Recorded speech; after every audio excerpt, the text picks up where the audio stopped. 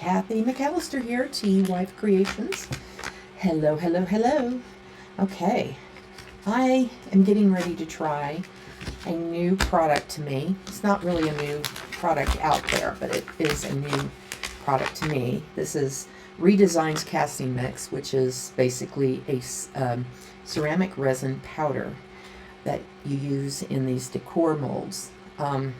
So in the past, I started by using clay, and unfortunately with clay, it has this tendency to warp as it dries.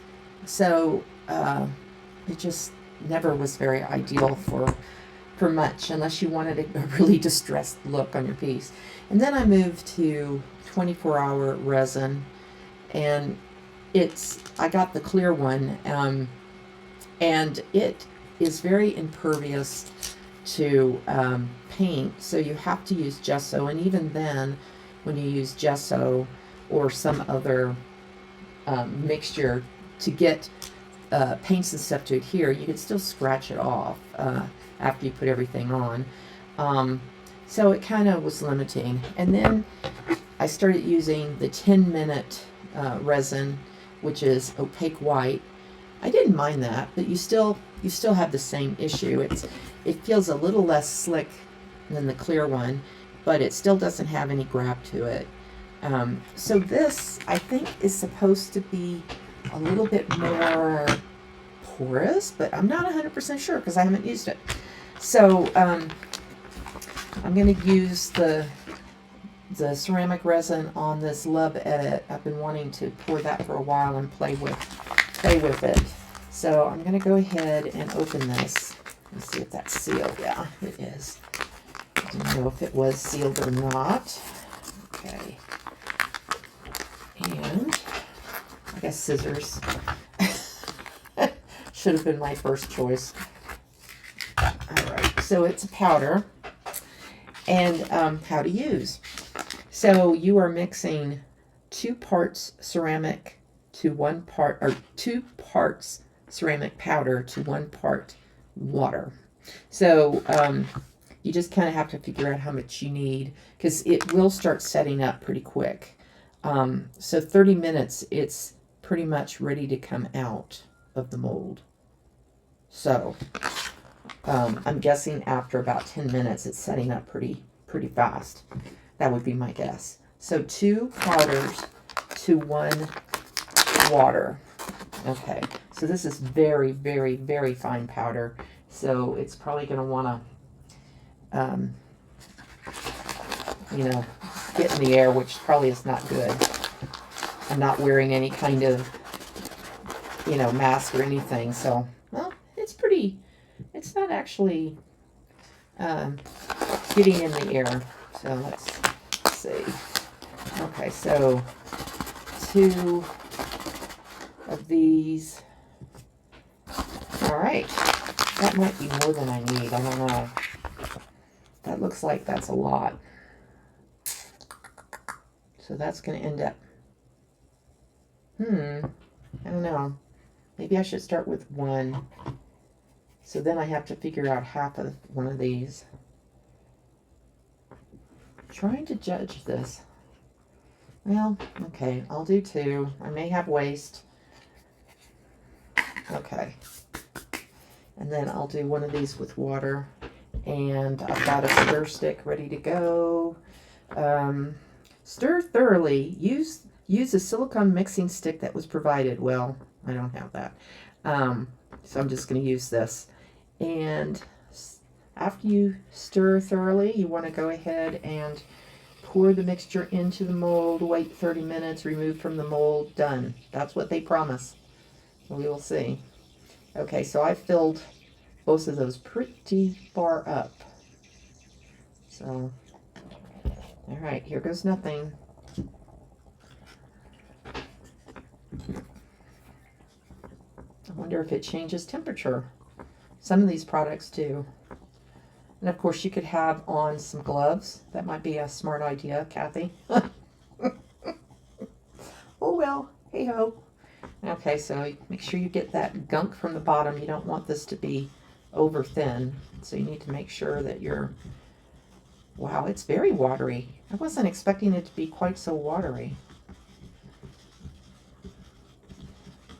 Measure 2 parts mix to 1 part water, and it is very, very, very liquidy. I may have to go grab another mold if I have extra left. Okay. All right. Let me get a paper towel so I can put my stick on that. Okay. All right. Very, very, very liquidy. All right. Here we go. I still can't believe that that's...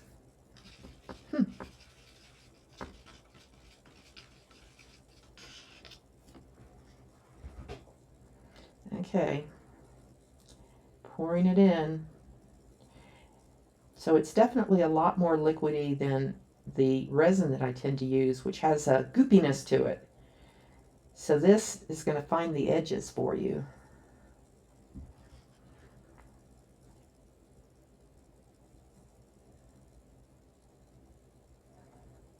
Okay.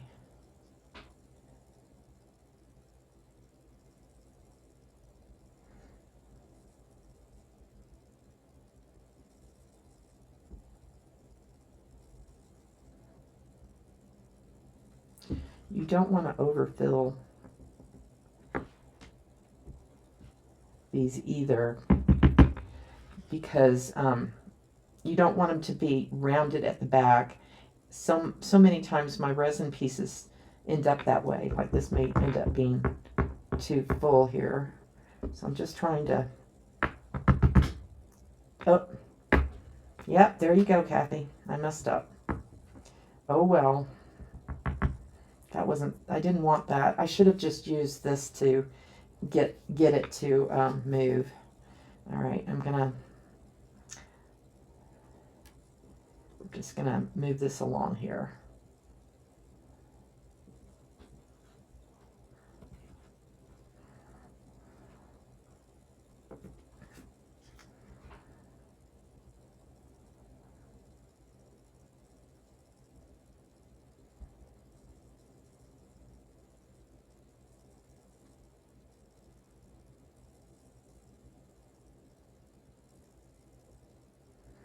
This is going to be interesting because I definitely made a mess of things.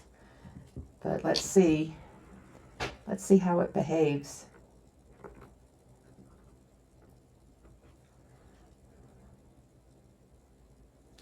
So I should have used the stick to get it to find the edges. See, it feels still goopy at the bottom, so I hope it works.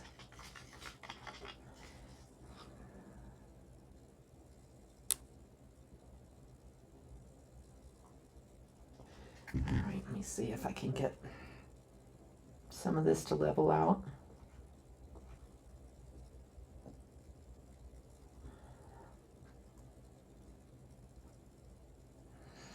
Well,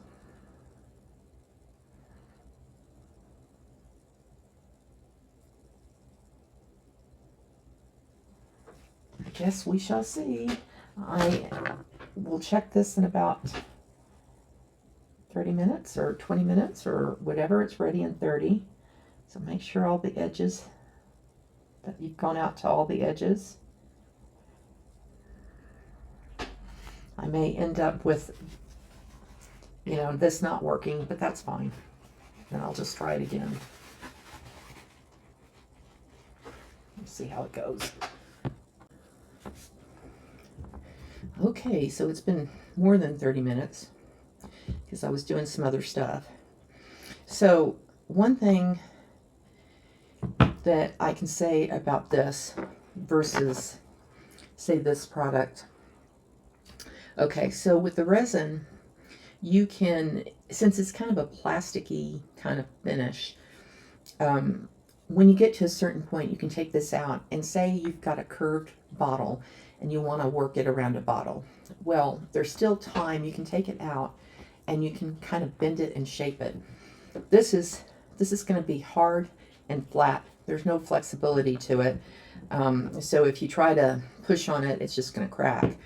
But one of the good things about it like I overflowed here, as you all saw.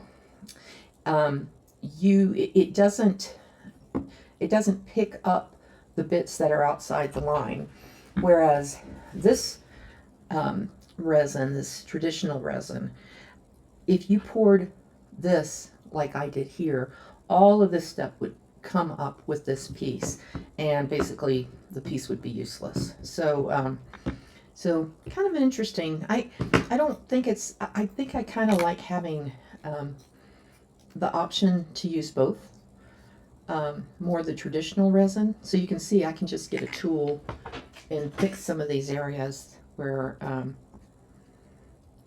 it overflowed. So I'm able to just go in, kind of trim it out. It has a really nice feel to it. You can tell that it's got a more porous kind of, it's more porous than the traditional resins. So you just feel like it's going to accept paint and media a little bit better. Okay, so like this one came up, and if that was resin, that was this kind of resin, you would not be able to do this, where you can clean it up, chip it out. So you would not be able to get rid of it. It would just be a complete write-off. So I just accidentally poked that a hole in there. Didn't want to do that. And I'm guessing this will just continue to harden, because you can still feel it's a little damp.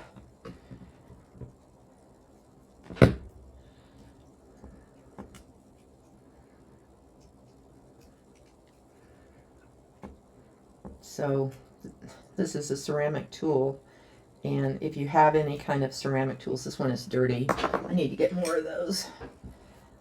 So this is a ceramic tool that you use with greenware, and if you get this before it's really, really heavily dried, you are able to go in and sort of clean it up a little bit on the sides if you have any boo-boos.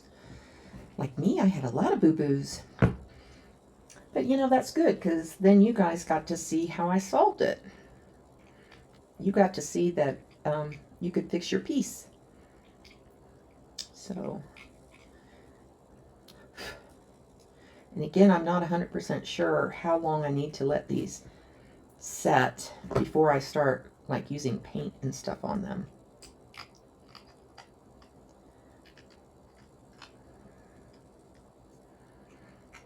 So this is starting to set up in here, so it's getting harder to trim out some of those bits.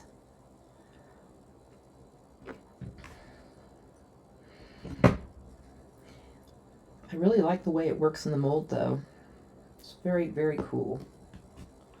Very cool. It has that chalky feel to it. If you're like me, I have a texture sensation issues handling chalk, so I'm like, ugh, I feel like I've got chalk on me.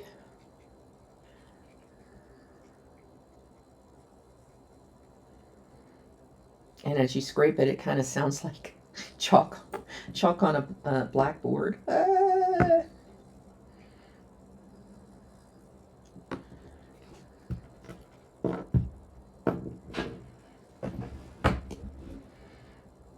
Very cool. I'm pretty happy with that. Okay, so like that area was slightly overfilled. So just take your pokey tool, whatever you have, and just tidy it up a little bit if it needs it. Looks pretty good. This was the last one.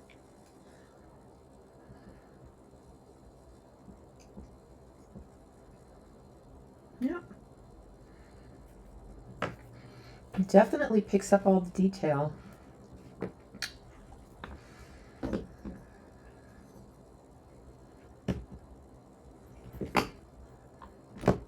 Oh, that's a separate piece. So I just got this mold recently, and it has this bit coming up, and I was like, well, are these two connected? And they're not really connected. They were just using it as another place to put a doodad, so that's like a little screw doodad. So, I mean, you can put it back in there if you want. So,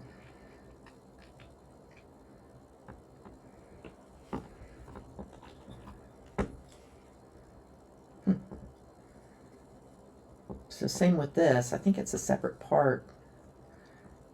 I don't really think it's supposed to be connected. It can be connected, but I don't think it's necessarily supposed to be connected. I'll just leave it because it came out that way. Yeah, these are neat. I didn't have enough resin left over for that one. These are like little rulers. Oh, those are really cool. This is, to me, this is a lot easier and less messy and less stinky and less everything than using the other resin. I like this. And I do think it's going to paint better because it feels with that chalkiness to it. It already feels like, you know how gesso has that chalky feel? That's what this feels like. It's already chalky, so you would think it would accept paint really easily without having to put gesso back on the top of it. Okay, so this is a 1-to-2 mix. 2 parts casting to 1 part water. Simple, simple. You can use any measurement that you like, but I've got these little guys here. So I'm gonna do 2 cups of the casting mix, and I've just got these plastic cups that I get from Sam's Club for cheap. And I would recommend using disposable plastic like this because I really wouldn't want to mix this and put it down my drain. I just wouldn't want to. So if you've got something like dragonfly tail, you want to make sure that you don't disturb your casting mold until everything is really dry, because like those little thin things will break if you try to move your mold before everything is fully dry. They say this sets up in 30 minutes. Well, it does. It sets up, but some of those thinner bits aren't really ready to be moved. So I just want you to be careful with that. So you see it makes a nice melty consistency, more like a milkshake consistency. Okay. And so once it's nice and mixed, you go ahead and start pouring it in. And it kind of fills to the edges. Sometimes if it doesn't, you can kind of tap, or you can use your palette knife to spread it. Now, when we were doing resin, the plastic resin, if you got on the outside like this with the resin, you couldn't remove it. This, once it's dry, you can actually chip it off. So it's really handy that way. So just kind of pour it in. Just take your time. Don't pour fast because it will just go outside your lines.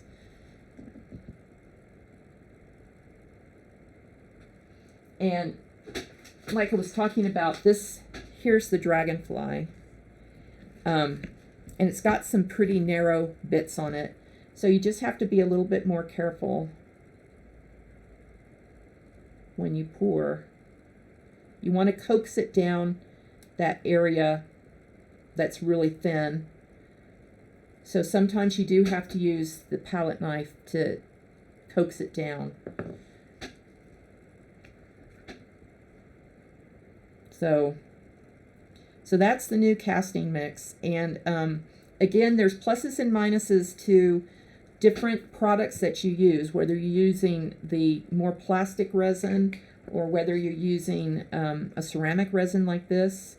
But it's a lot of fun. Some people even use hot glue gun, but I don't know how long lasting that is. So anyway, it's so much fun. But you can use these embellishments not just to do like a mixed media project like that, but to add little pieces to your decorative painting. So they're just beautiful little additions. So they do have a very feel of plaster to them. Okay, so I thought I would just start painting them in this Deco Art Dazzling Metallic Festive Red, which is a little bit lighter. I kind of wanted to go more like this color, but we're gonna we're going to start with metallic, and then we're going to work around it. So the Prima ReDesign people, these are some of the samples they had of how they painted them.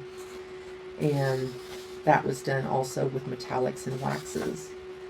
So that kind of gives you a feeling of some of the things you can do.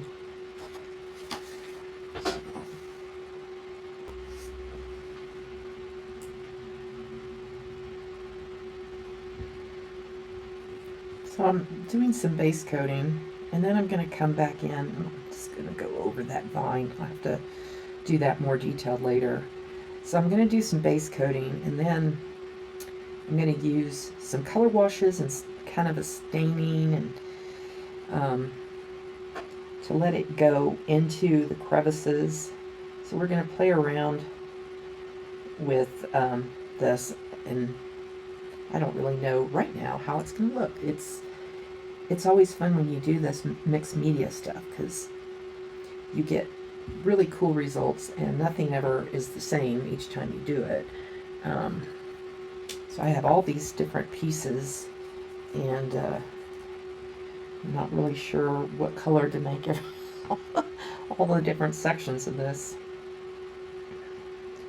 but it'd be kind of, when we come back with some of the other paints, it'd create like an antiquing effect.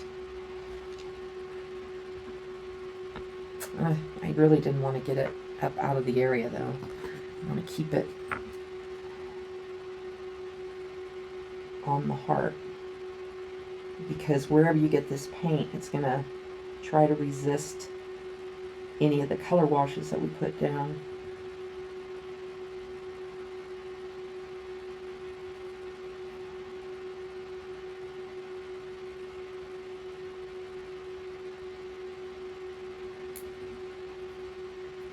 So, and again, this is a fiery red metallic.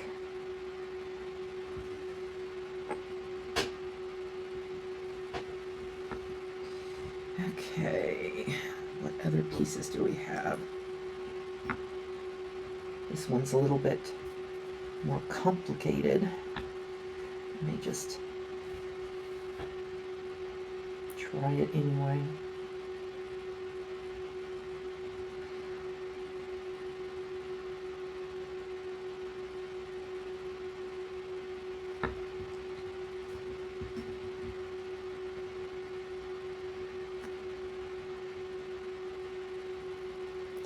So the initial base coats, you kind of want to be somewhat neat, like try not to get it outside the lines there onto a different element.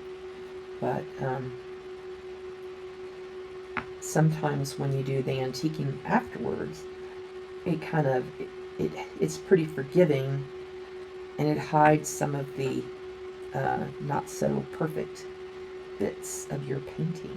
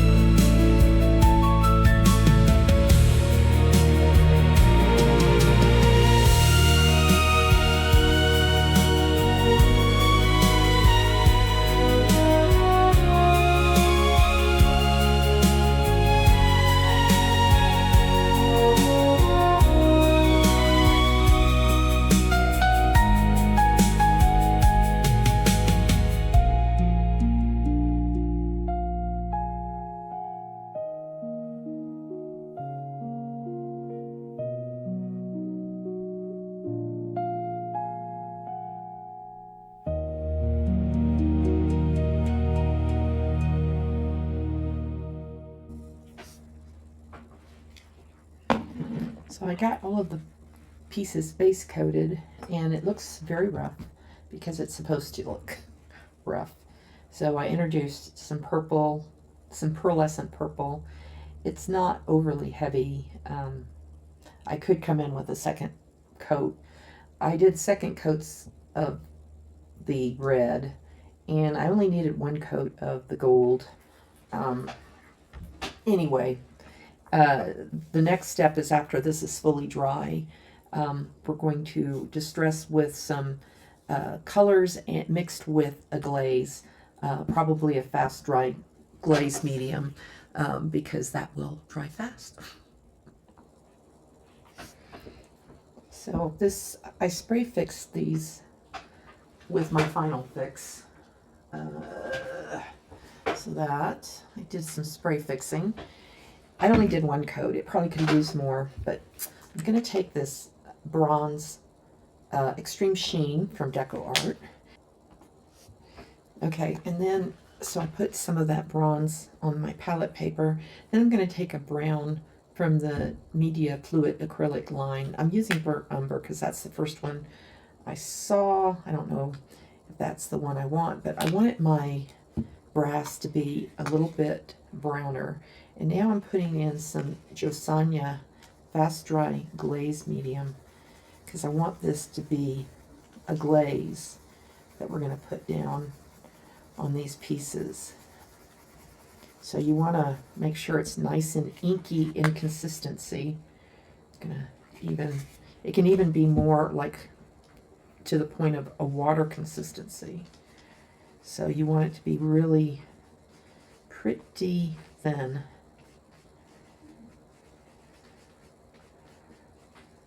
I can even put a little bit more. So any kind of glaze product will work. There's some thicker glazes that you can use too, but they aren't very fast drying. This one does what it says on the label, fast dry glaze medium.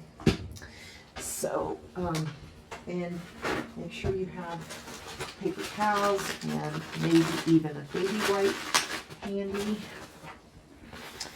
Okay, so, and then just get yourself any kind of brush to apply this. I'm going to try a small one first and see how it looks. So basically you are antiquing, distressing, glazing your work. I don't know.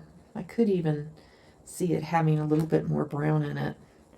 Let me just put a smidge more brown. So I put one drop. Now that's the second drop.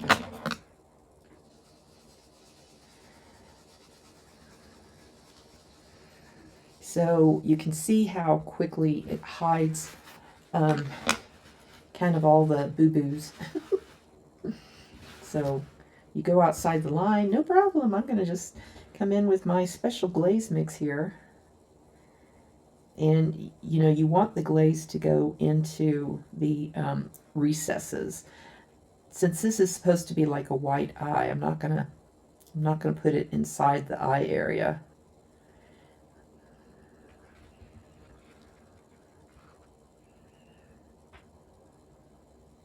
So anyway, it will just kind of dry like that. And then even over these little gold bits, just let it hang out in those recesses and the low points. It's a quick and easy way to change things up. Okay, so this, I don't want that to be white, so, but I wanted it to be a different color than the gold surrounding it. So that's why I didn't paint that inside gold. And again, I'm avoiding the white area. I might be able, on this, it's a little bit bigger, I might be able to go in and then remove some of it. But I'm going to do that last so I get a little bit more control over what I'm doing.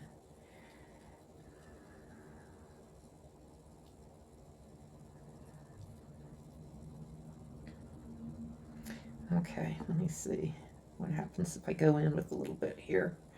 And then I come back and I try to get most of it out.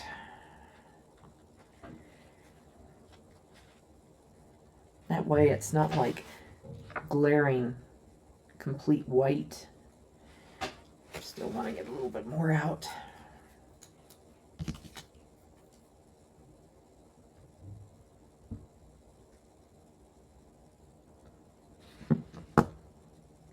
All right, keep going with this.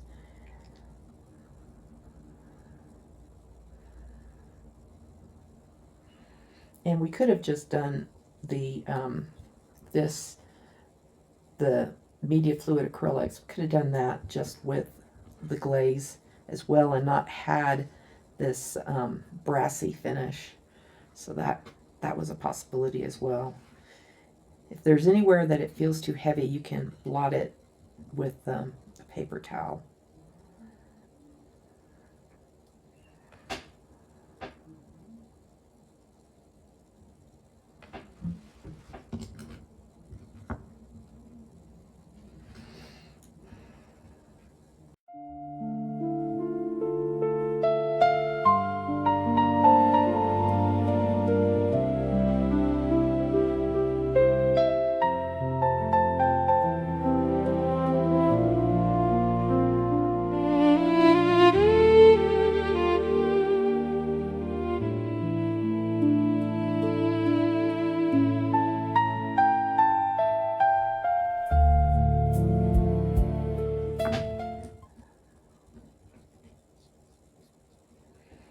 And of course I'm working on a silicone mat because this is all messy, and I want to be able to, when it dries, it will pick up off of this. It's not going to stick to it. If you're working on paper, everything might stick, so be careful.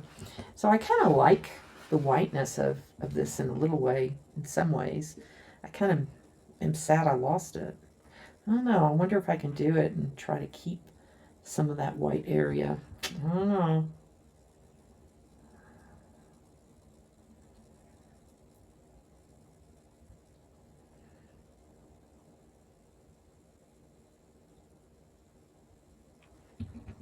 Just has a really sharp edge to it when you do it like that.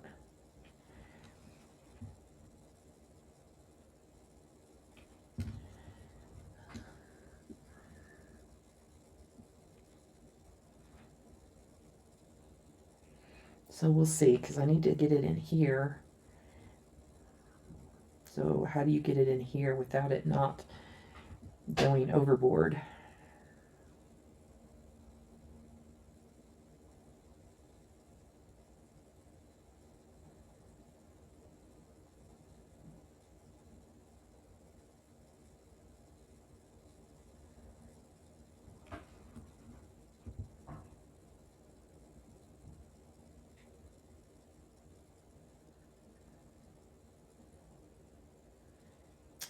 Got a hair in there. What's new? Oh man, that's a...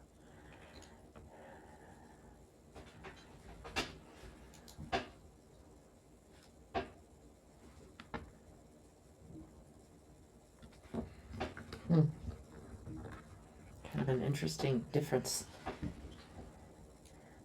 So.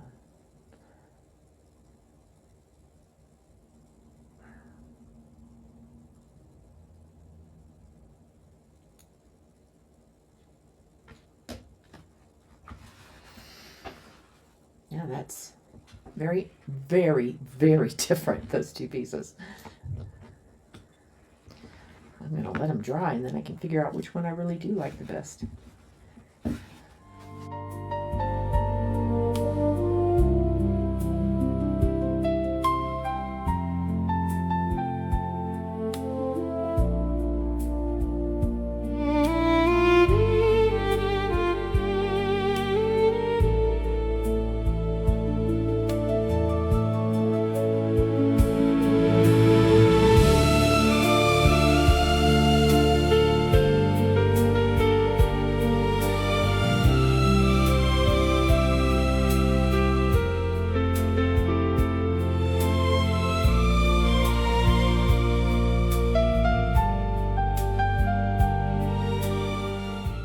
together. Okay, so this is all very messy, but it's mostly dry. Now, you can come back and add in some highlights of gold onto your pieces by using the same gold that we just used with a dry brush. There's also waxes that are wonderful. So you can tell this is a very bright gold. And then these two are a little bit more subdued, honey, and then this one is vintage gold. So this has a little bit more orange in it, and this is a little bit, I don't know, not brown, but it's gold that with a little brown. So you can kind of see the difference in color. So the honey is a lot brighter. I'm going to try a little bit of the honey. You can put it on a paper towel or a soft rag, or you can use your finger. And you just brush over the piece that you want to add wax to. Use a little bit more. So you can see how lovely that color is. So waxes are a really cool way to quickly add in like a gold luster sheen highlight onto your piece. Or you can dry brush on, like I said, some gold. But waxes are very, very cool. Probably I would have spray fixed this first before I did the wax, because the wax can sort of repel, like if you're doing a varnish or a fixative. Okay, so I've just put a little bit here and there. So it's really cool product. Okay, now what I have done, I've already done the stenciling on this, and you can use basically any kind of stencil. You kind of want to gauge the stencil to what is the overall theme, look, feeling of your project. So for me, I wanted something kind of Art Deco-y, steampunky. So this is the stencil that I used. And we don't have time for me to do the stencil for you, so you can see it, because it needs hours to dry. Now, you also really need to use a heavy gesso, okay? I have a couple of these on my website. The bundle will include a sample. And if you don't have heavy gesso, say you only have ordinary gesso, well, that's a little bit too liquidy. So what I did is I took some ordinary gesso and make it thick. And this is like 1 part make it thick and 8 parts of whatever your, like the gesso, whatever your original product is. So that it needs at least 20 minutes to set up. And this has been setting up for a while. So see how nice and thick that is? So I made my gesso thicker. So originally it was thinner. I mean, this is still pretty thick, but now it's even thicker.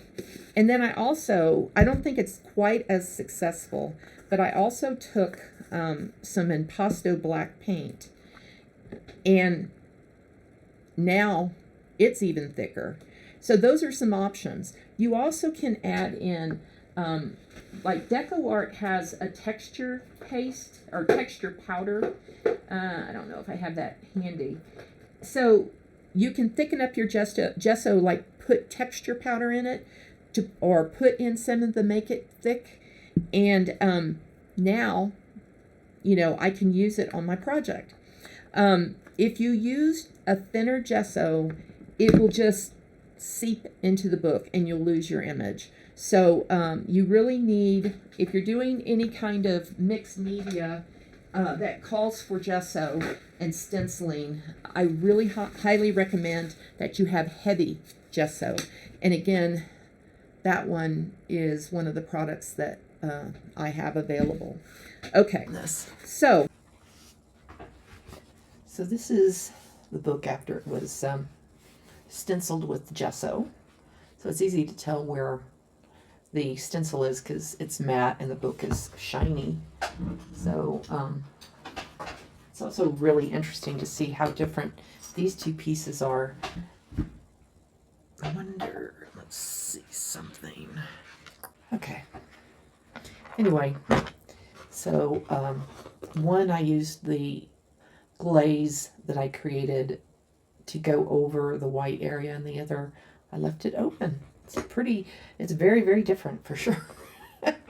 So the easiest thing is to use this one piece, because this book is so small. It isn't like you could, if you had a bigger piece, you could have this in one corner and then some smaller pieces elsewhere. Like if you had a super big piece, where you have that up there, and then, you have a couple of these down here. So that's not going to work. And then these, I don't know if they make sense having them as individual pieces just scattered here and there. They don't really make sense, unless, I guess you could do something with the hand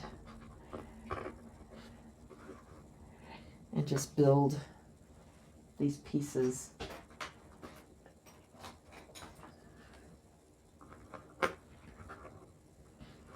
So that's another kind of option. The hand is kind of creepy to me. It really is creepy. Oh, Lordy. So these are from different sets. So I had 3 sets going on, but got that hand. It's so creepy. Let's see if I take Madam's hand out of the way.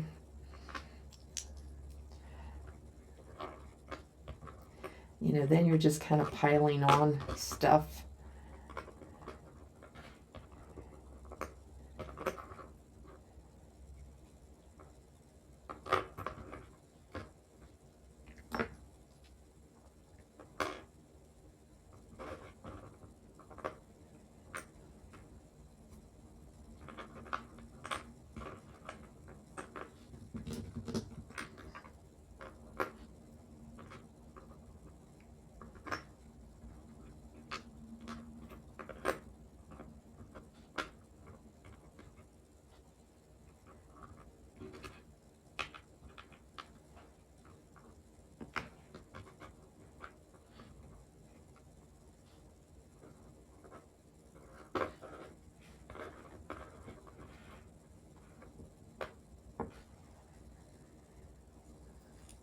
Ah.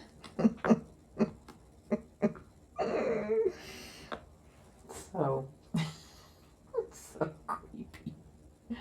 So you could use all of these and kind of bundle them.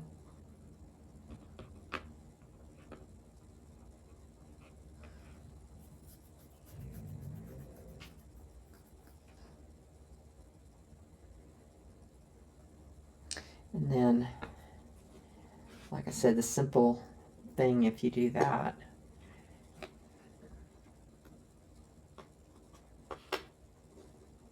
looks kind of good with those. And there's, the mold comes with these pieces that are facing each other. So you could almost have enough room to do that. And that looks really good. It's easy and it's simple. It's got the creepy hand in it. Or you could do something more like that. So one can be the front side and one can be the back side, potentially.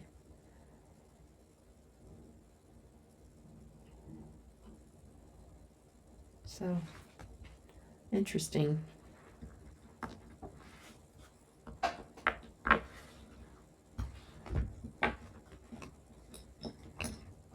Now I need to figure out, I might do both. So this would be the front, this would be the back because it's flatter. This is going to be more raised up.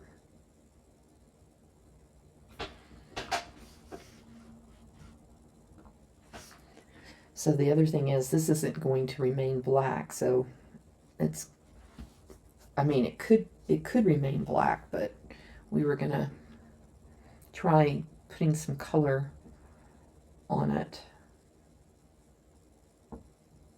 So now you can take any kind of acrylic.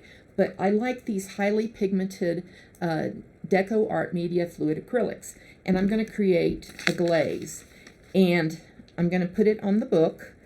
So I'm going to use a little bit of this, and I'm going to use a Josanya Fast Drying Glaze Medium. There's other products that are like this, but this is like what it says on the bottle. It's fast drying. So a lot of glazes take quite a long time to dry. This one is very quick. So any kind of juicy brush you want to get, I call them juicy brushes if they hold a lot of liquid. Let me grab one. Okay.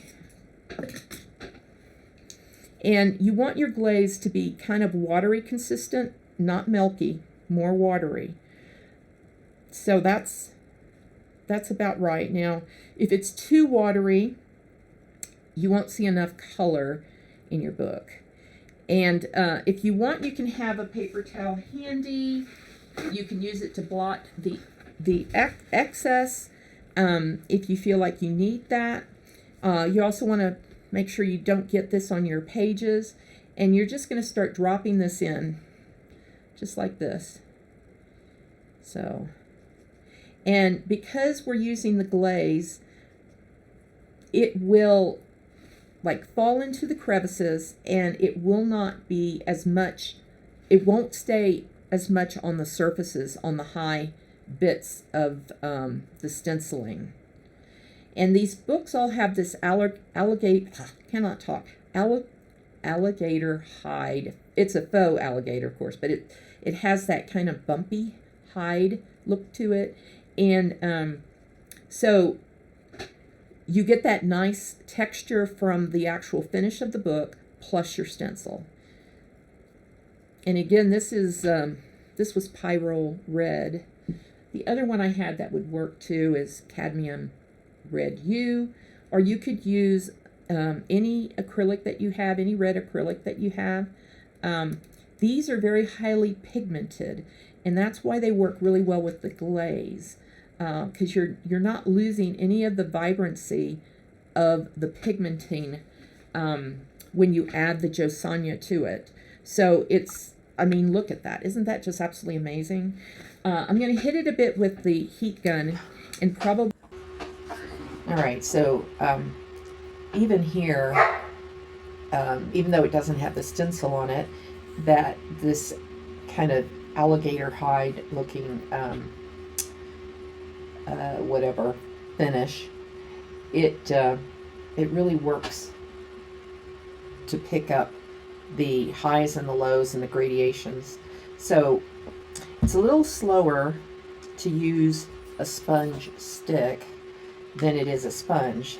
But the problem with a sponge is it can be uneven when you're applying it, and you can end up going down into the crevices. So a sponge stick, you're holding it more horizontal, so it tends to give you a little bit more control, so you don't dip the sponge and the paint into the lower parts, because we're just wanting to kind of stay on the high ends of this. And even if you took a dry brush, you would have a tendency to go into the low points where the red is. Now, I don't want to cover up all of the black. I kind of like the edges having some extra, but I really want to have this sort of, I don't know, not really aged look, but you get a variance of the black and the gold, and depending on how you're holding it, it looks different. Definitely is more gold up there than it is down here. So it's just kind of here and there.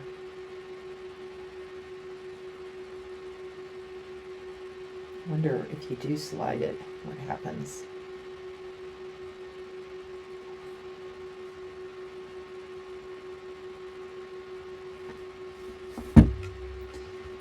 Turn that light off a second. Ooh, that's way too dark.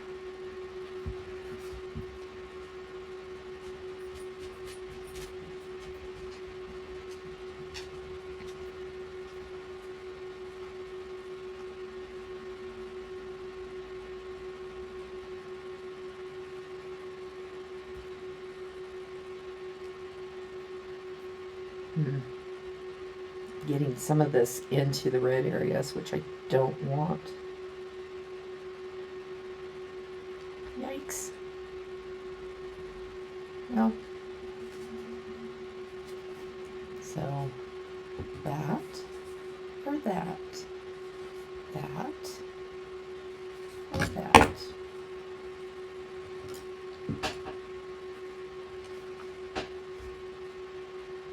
Interesting. I like both. I like the way both of them look, but I don't know, it gives a little bit of richness, having some of the gold. So I'm going to carry on to the other side. All right, so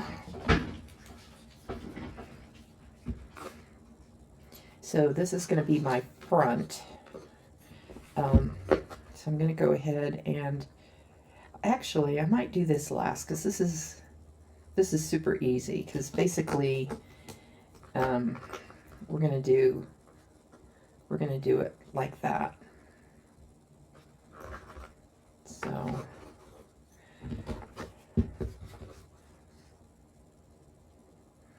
I think even though this is the back of the book, it doesn't matter because there's no writing in here. Because I like this side better. The stenciling is better on this one.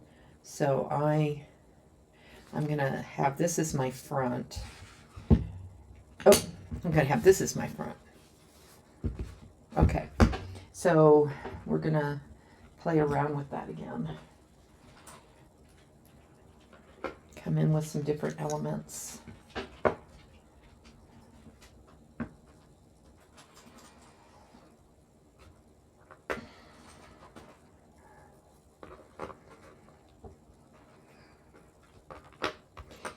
Yeah, probably if I had planned this out better, I'd have more of these pieces. But anyway, I might get real metal pieces to help build this up.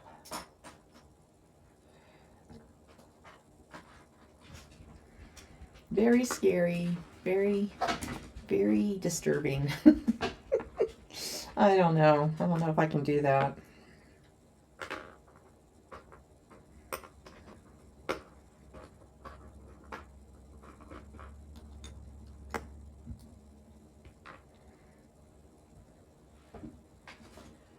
Okay.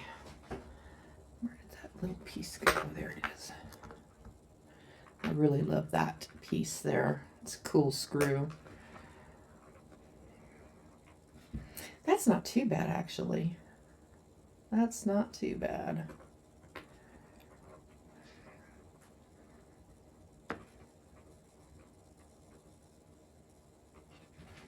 All right, so we have to use heavy body gel for this. It helps it to not only stick in place, but it's so thick you can use it to lift your pieces. And I also will use some art glitter glue as well. I use both of them. That way you get a really good stick. Okay.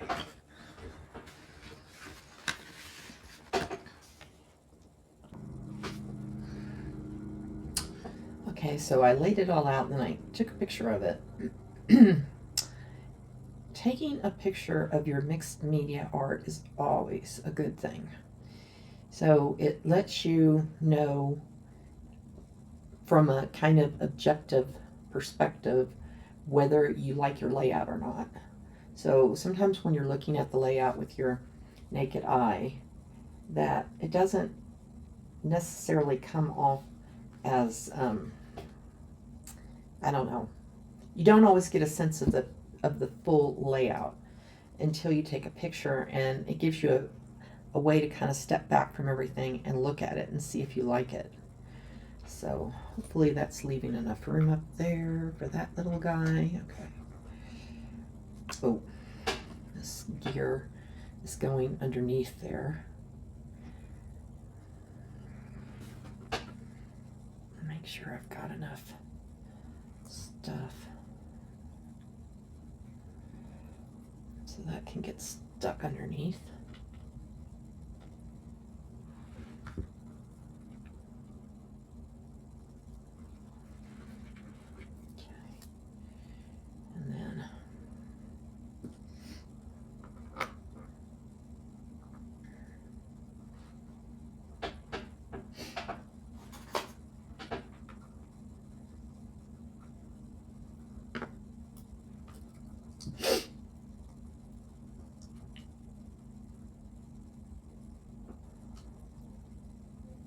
So this is the heavy body gel, and then I return with art glitter glue. My art glitter glue is stopped up, but I am in the process of doing this. I don't know if I want to mess with it to get it unstuck.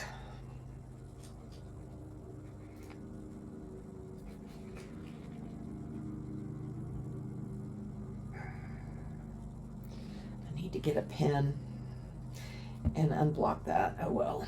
Okay, so this is going to go like that, and if I want to put a gear piece, let's see, so maybe over here. Oops. Okay, well that won't work there because that's going off the edge of the book. Okay. And then we have this little piece here.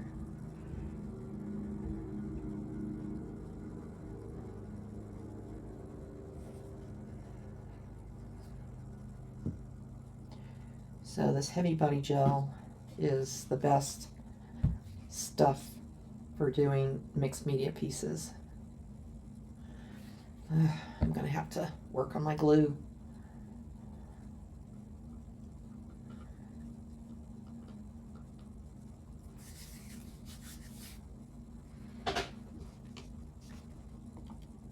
Oops. Let me...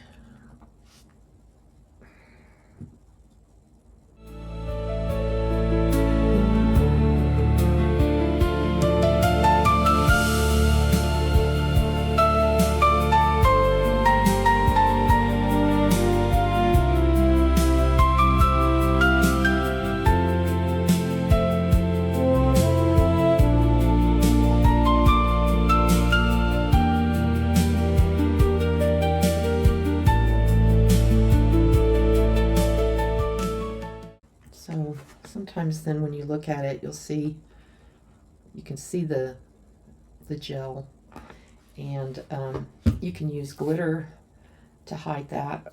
You can use micro beads. You can use small seed beads, or you can not do anything. Just let it dry. It will dry clear, but you'll still see it as, you know, as it dries clear, it's kind of like a plastic. Okay, so these beads are going everywhere, so I probably need a little tidy catcher.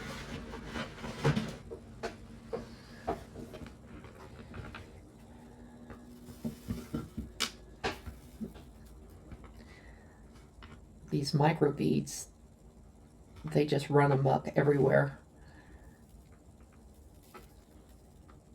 You can't catch them. They just get loose and go everywhere.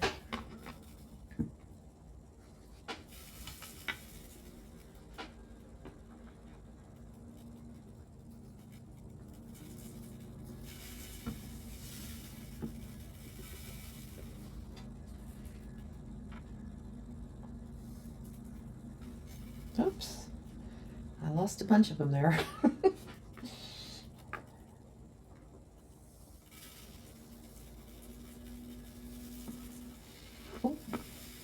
Try to keep it in the tidy tray. Oh man, they're everywhere now. I may not be able to corral them.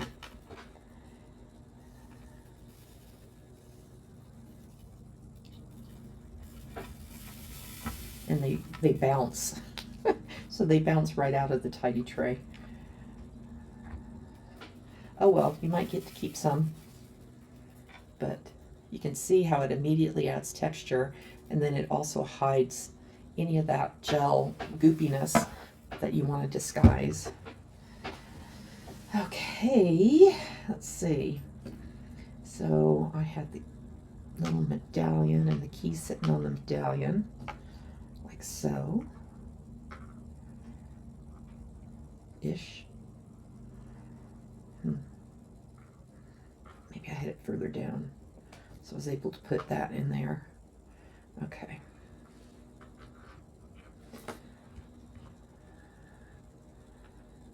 Okay.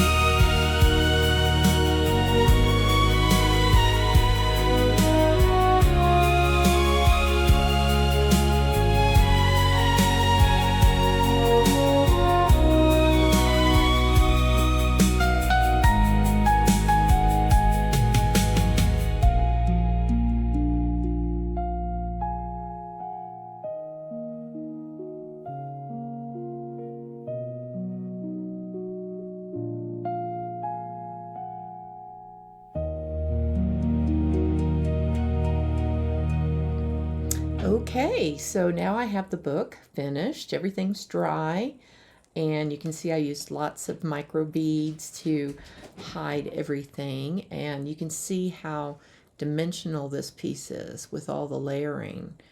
So it was a lot of fun to do, and I hope you guys give it a try if you have any molds that you can use. Again, this was Lub Edit, plus I used a number of other molds to kind of fill it out, you know, with flowers and some elements here. And then, of course, some other bits, mechanicals and bits and pieces to finish it out. Anyway, I hope you liked this little adventure with me, and I thank you so very much for watching. This is Kathy McAllister, Teawife Creations. I'll see you guys soon. Bye.